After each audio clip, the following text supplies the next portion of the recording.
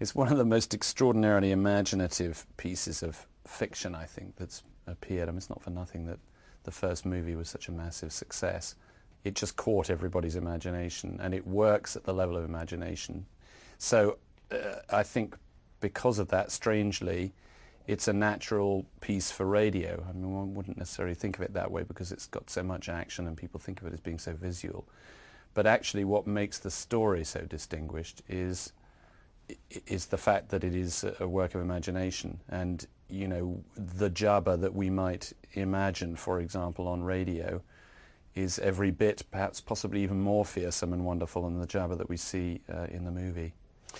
I think there have been a couple of moments that I had not quite anticipated would be as effective as they are on radio, and those have sort of taken me by surprise. The one in particular that I think is startlingly effective is a moment that one thinks of as being visual, which we shot yesterday, or we recorded yesterday, I should say, which is Darth Vader's death scene when he asks Luke to take his helmet off.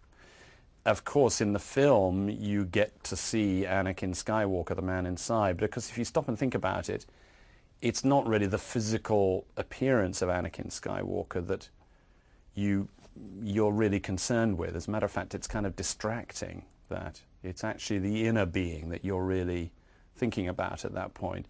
And I don't mean to do the moment down in the film because it's a startling and brilliantly conceived moment, but it is extraordinarily effective on radio. We had Brock Peters, who plays Darth Vader, played the scene up until the moment that the helmet comes off, and another actor simply takes over his voice at the moment that it comes off.